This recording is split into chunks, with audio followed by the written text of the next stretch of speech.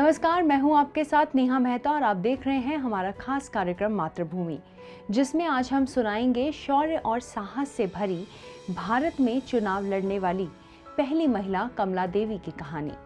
एक स्वतंत्रता सेनानी, अदाकारा, सामाजिक कार्यकर्ता, कला उत्साही राजनीतिज्ञ और नारीवादी कमला देवी चट्टोपाध्याय ने भारतीय संस्कृति में एक अमिट छाप छोड़ी है, लेकिन फिर भी उनके योगदान को बहुत कम लोग याद करते हैं।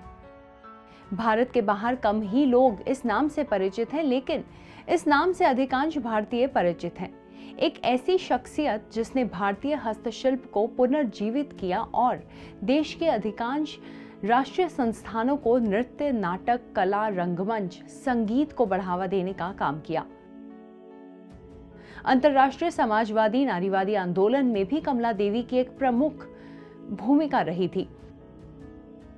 1920 के दशक के अंत से 1940 और उसके बाद के दौर तक कमला देवी भारतीय महिलाओं और राजनीतिक स्वतंत्रता के एक अग्रणी दूत बनकर आई थीं। उन्होंने नस्लवाद और राष्ट्रों के बीच राजनीतिक और आर्थिक समानता जैसे अंतर्राष्ट्रीय कारणों को लेकर आवाज उठाई थी। उन्होंने 1929 में बर्लिन में महिलाओं के अंतर्राष्ट्रीय गठबंधन में भी भाग लिया था। बैंगलोर के एक सारस्वत ब्राह्मण समुदाय में जन्मी कमला देवी गांधीवादी विचारों और अहिंसा की अवधारणा से काफी प्रेरित थी। इसका अधिकांश श्रेय उनकी परवरिश को दिया जा सकता है। उनके माता पिता प्रगतिशील विचारक थे और युग के स्वतंत्रता संग्राम में शामिल थे।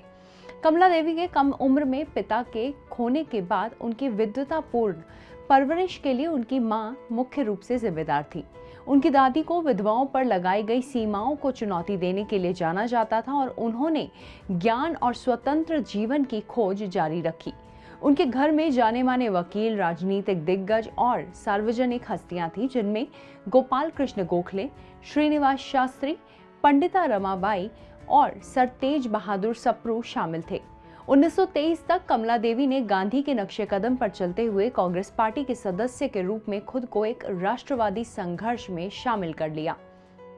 कमला देवी ने मद्रास विधानसभा की एक सीट से चुनाव लड़ा और केवल 55 मतों से हार गई। नमक सत्याग्रह की प्रबल हिमायती होने के बावजूद वह मार्च में महिलाओं को बाहर करने के गांधी के फैसले से असहमत थी।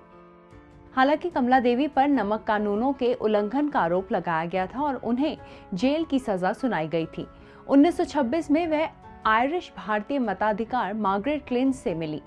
उनकी अंतिम पुस्तक में से एक भारतीय महिला स्वतंत्रता की लड़ाई 1982 में प्रकाशित हुई थी।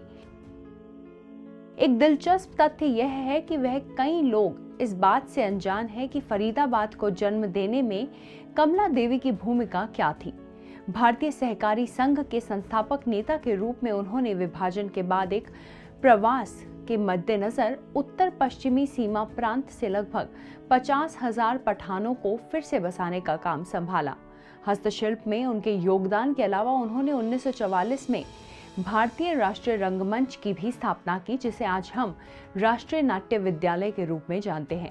यह नृत्य, लोक कथाओं और मुशायरों जैसे प्रदर्शन के स्वदेशी तरीकों को पहचानने, मानने और स्वतंत्रता संग्राम में मदद करने के लिए एक आंदोलन था। कमला देवी को एक जमाने में कामराज राज्यपाल बनाना चाहते थे और जवाहरलाल नेहरू भी राजी थे इस बात के लिए, लेकिन वो खुद को किसी भी राजनीतिक पद देने को तैयार नहीं थी। आज के इस एपिसोड में इतना ही। अगले एपिसोड में ऐसी ही एक और प्रेरणादायी कहानी के साथ हम फिर से हाजिर होंगे। तब तक के लिए धन्यवाद। अगर आप भी लेना चाहते हैं देश दुनिया की तमाम जानकारी तो आज ही सब्सक्राइब करें हमारे चैनल को। साथ ही नीचे दिए बेल आइकन को जरूर दबाएं ताकि हर अपडेट आप तक पहुंच सके।